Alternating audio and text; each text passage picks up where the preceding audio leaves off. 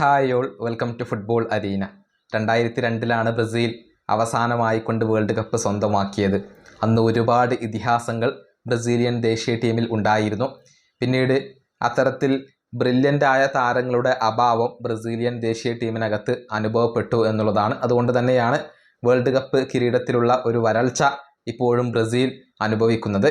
ഏതായാലും വരുന്ന വേൾഡ് കപ്പിൽ അതിന് വിരാമം കുറിക്കാൻ ബ്രസീലിയൻ ദേശീയ ടീമിന് കഴിയുമോ എന്നുള്ളതാണ് ആരാധകർ ഉറ്റുനോക്കുന്നത്.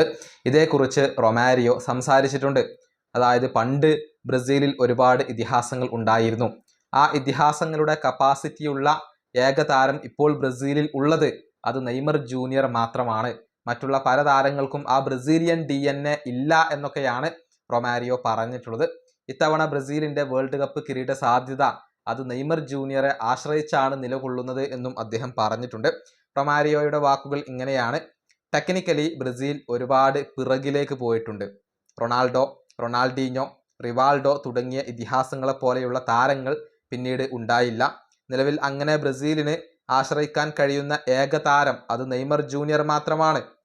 ബ്രസീലിലെ യുവതാരങ്ങൾ നേരത്തെ ബ്രസീൽ വിടുകയും യൂറോപ്പിലെ ചെറിയ ക്ലബ്ബുകളിലേക്ക് പോകുകയും ചെയ്തു. അതോടുകൂടി അവരുടെ DNA നഷ്ടമായി. ബ്രസീലിന് വേൾഡ് കപ്പ് നേടാൻ കഴിയും. ചരിത്രവും എക്സ്പീരിയൻസും അവിടെയുണ്ട്. അതിനേക്കാളുപരി നെയ്മർ ജൂനിയർ ഫോമിലേക്ക് എത്തുകയും വേണം. ഇതാണ് റൊമാരിയോ പറഞ്ഞിട്ടുള്ളത്. അതായത് നെയ്മർ വേൾഡ് കപ്പ് ടീമിൽ വേണം, നെയ്മർ ഫോമിലേക്ക് ഉയരുകയും വേണം. എന്നാൽ മാത്രമാണ് ബ്രസീലിന് വേൾഡ് കപ്പ് സാധ്യത ഉള്ളത്. ടെക്നിക്കലി ഇപ്പോൾ ബ്രസീൽ ഒരുപാട് പിറകിൽ പോയിട്ടുണ്ട്. പഴയ ഇതിഹാസങ്ങളെപ്പോലെയുള്ള ടെക്നിക്കലി മികച്ച താരങ്ങൾ ഇപ്പോൾ ബ്രസീലിയൻ ദേശീയ ടീമിനകത്തില്ല എന്നൊക്കെയാണ് റൊമാരിയോ വ്യക്തമാക്കിയിട്ടുള്ളത്. ഈ വീഡിയോ അവസാനിപ്പിക്കുന്നു. അടുത്തൊരു വീണ്ടും കാണാം.